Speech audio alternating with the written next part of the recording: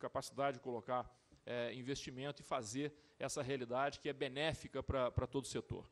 Eu acho que nós não estamos aqui sonhando de que amanhã, depois de 35 anos, ou 30 e tantos anos dessa indústria, subitamente nós vamos ver 2 ou 3 linhas, uma ao lado da outra, competindo por tarifa, uma com a outra. O que nós queremos, efetivamente, todo mundo quer, é que a gente tenha um sistema muito mais barato, eficiente, mais seguro, com a maior abrangência possível. E aí me vem à cabeça aquela questão que muitos conhecem da linha de metrô, né? Quem já foi a Nova York, a Londres, a Paris, entra na estação A e sai na estação F, estação G, trocando de estação ali para a linha amarela, a linha vermelha, a linha azul. Todo mundo sabe que a linha vermelha, a linha amarela, a linha azul são de empreendedores diferentes, são empresas diferentes, né? Se fosse aqui no Brasil, com CNPJ diferente. E vivem, e competem. Competem o quê? Em rentabilidade. Interessa ao passageiro entrar na estação A e sair na estação G, ou na estação F, pagando um ticket com o mesmo grau de confiabilidade, conforto e segurança que vai chegar no outro lado. Então, um modelo que se poderia ou se deveria pensar nesse estágio da indústria, antes que a gente possa atingir a malha, a grande malha de dutos, que é o ideal para a indústria, é que, de alguma forma, nós tivéssemos os negócios complementares. Pergunta-se, esse negócio foi discutido? Claro que não. Nós estamos ainda debruçados em cima da viabilização desses empreendimentos. Foi bom esse painel a gente tomar conhecimento do entusiasmo, do grau de envolvimento que cada um dos empreendedores estão conduzindo seus projetos. Cada um, está patente, tem um certo grau de dificuldade. Ninguém explicitou muito claramente, tem um ponto forte, tem um ponto mais ou menos débil nesse momento.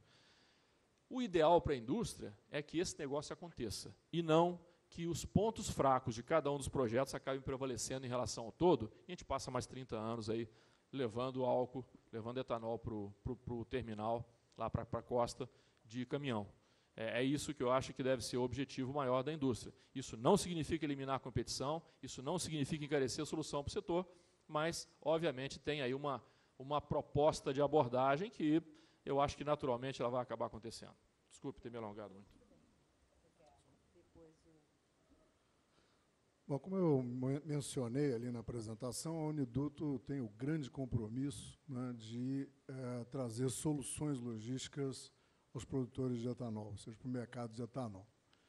E, baseado e sendo fiel, né, a esse conceito, nós não poderíamos nos furtar a analisar toda e qualquer oportunidade que viesse a contribuir, né, para nós alcançarmos esse objetivo. Então, o que eu acho é que, olhando assim, uma visão superficial de traçados, né, percebe-se que existem alguns pontos, né, que seriam bastante, vamos dizer assim, parecidos, né?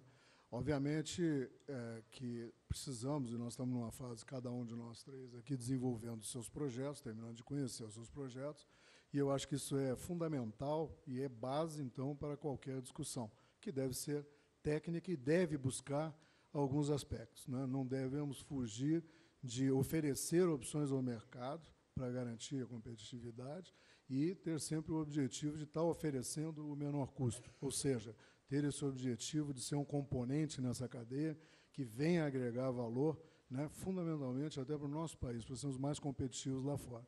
Então, eu diria que qualquer coisa nesse sentido, nós vamos estar dispostos a analisar, tão logo nós tenhamos todos os elementos técnicos, né, que sejam suficientes para fazer uma análise que permita concluir nesse sentido. Mas, os demais pontos, concordo plenamente. Bom, no nosso caso aqui, eu vou responder assim um pouco mais com o chapéu, talvez, de produtor do que do papel do desenvolvedor do projeto. A questão nossa é básica, né, tem o Grupo Farias, certamente deve ter outros produtores aí. A equação para nós é simples e eu busquei colocar aqui em algum momento. É a questão de atender aqueles 3 critérios.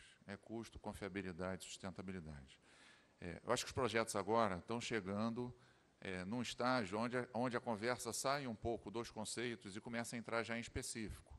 Ou seja, o que importa para nós dentro do projeto agroindustrial que nós estamos desenvolvendo? Quanto é que vai custar e quando vai entrar? Tá certo? Que a solução duto é boa, sustentável, tudo isso, nós já sabemos.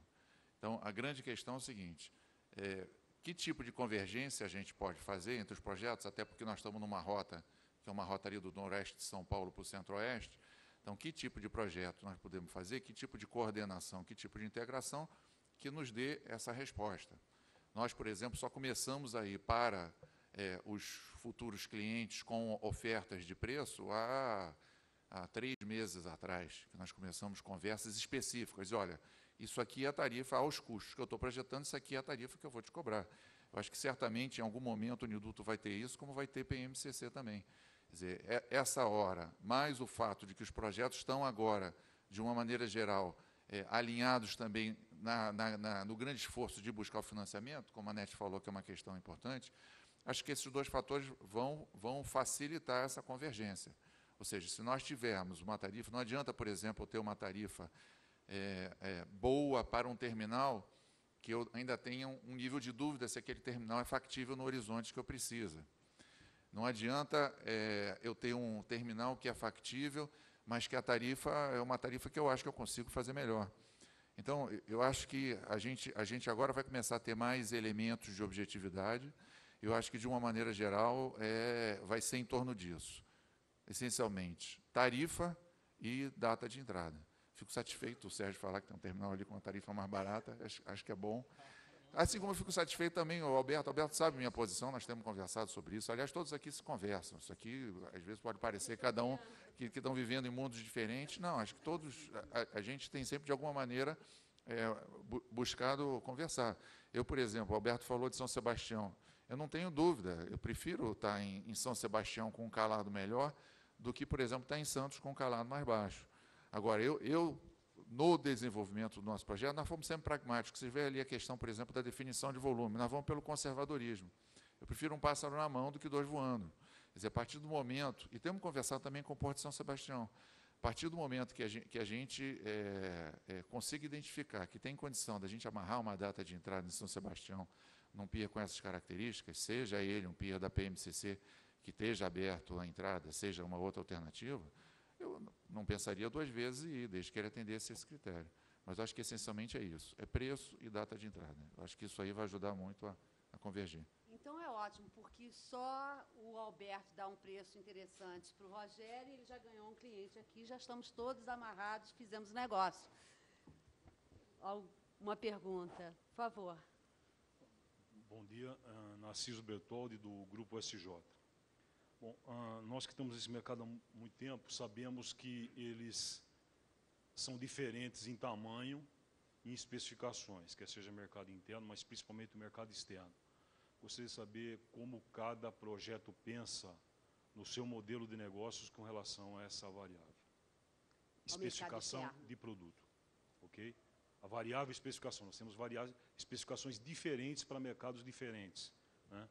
E Duto trabalha com um processo de grande demanda, de grande padronização. Como é que vocês trabalham isso no modelo de vocês? Certo. Rogério, você quer começar? Nosso caso acho que é isso que você está perguntando, né? São 3 grades: hidratada NP, anidro NP e anidro padrão Europa. São as 3 especificações que a gente pretende estar movimentando no duto. Obviamente, tem toda uma maneira de você passar isso para evitar contaminação, interfaces e tudo, mas tem a forma de fazer e esse é o objetivo do duto. Você quer? Essa é uma pergunta técnica bastante pertinente. Isso faz parte de qualquer dos projetos. Você tem que estabelecer quais são os padrões de entrada do produto. Por exemplo, tem os três grades que o Manso acabou de mencionar. Não basta apenas identificar quais são esses 3 grades, quais são as faixas de segurança nas variáveis críticas, exatamente como acontece quando você tem um pipeline público. Por exemplo, Colônia ou Plantation nos Estados Unidos. Todo mundo entra com gasolina ou diesel ali, né? Não pode entrar com qualquer produto. Porque o transportador, e certamente cada um dos empreendedores aqui vai trabalhar dessa forma, ele tem que ser responsável pela qualidade que entra, testada, e a qualidade que sai. De outra forma, você tem uma contaminação geral, né? O negócio dutos, na verdade, não trabalha com a identificação da molécula pelo DNI. Você trabalha com os volumes, você recebeu uma batelada lá na entrada, sai a mesma batelada no final, com a mesma garantia assegurada. E, obviamente, tem todo um desafio aí de segregação desses volumes, já que nós estamos falando de dutos que vão transportar mais de um grade, tem que ter uma tecnologia muito, muito própria para isso, que, evidentemente, já existe, tá certo? E ela vai ser apenas aplicada ao processo. Bom, no caso da Uniduto, nós estamos, em termos de engenharia, preparando todo o sistema para 4 especificações, né? Embora concorde com o Rogério que hoje discutamos 3, mas a gente entende que, caso não caminhe tão celeremente aí para ser uma commodity com uma única especificação, nós poderemos ter alguma perda de flexibilidade se não tivermos preparados para mais coisas. Então, em termos de engenharia, estará preparado para 4 grades, o que não quer dizer que tenha que se usar toda a estrutura para 4, né? Mas estará preparada para 4.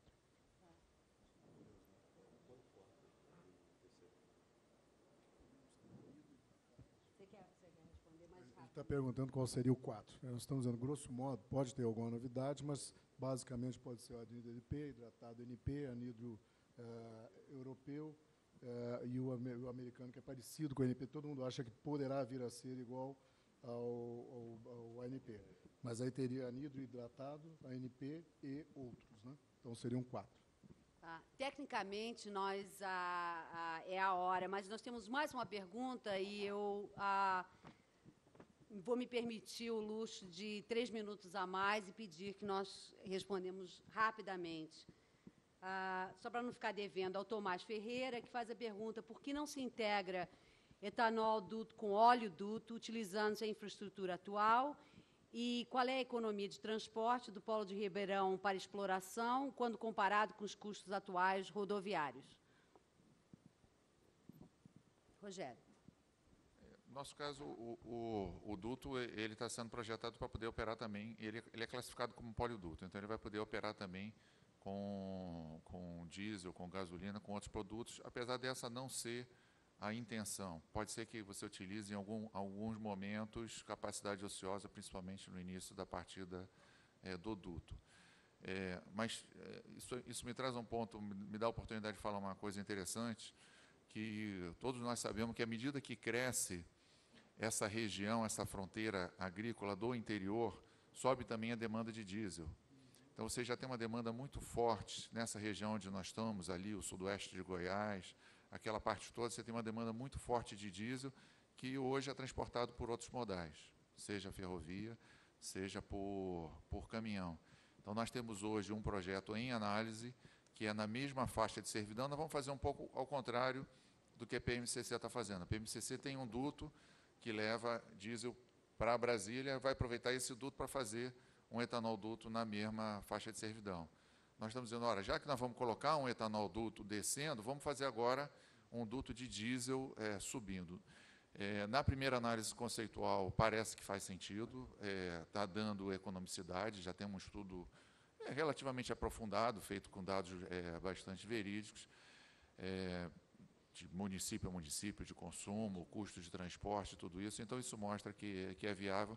Então, nós temos intenção, na verdade, de aprofundar a análise e, obviamente, aí vamos depender, o mercado vai ser outro, né? Os compradores vão ser os usuários, os agrícolas, etc., e os vendedores vão ser uma Petrobras, as distribuidoras, o que quer que seja, que vão estar utilizando essa rota. O Márcio, como sempre, responde por todo mundo, não sobra nem espaço para a gente. Apenas completando, acho que todos os dutos aqui nós estão falando de poliduto, imagino eu.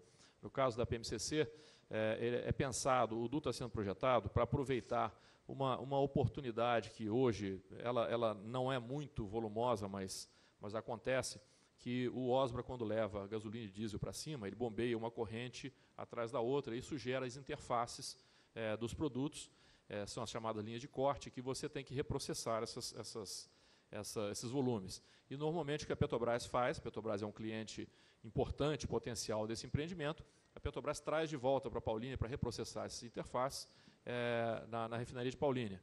Então, uma oportunidade de negócio, havendo janela de oportunidade, ao descer o álcool, através de segregação, você também bombear as interfaces para Paulínia. Não é prioridade. Se houver interferência dessa questão na garantia de qualidade do etanol transportado, nós vamos deixar isso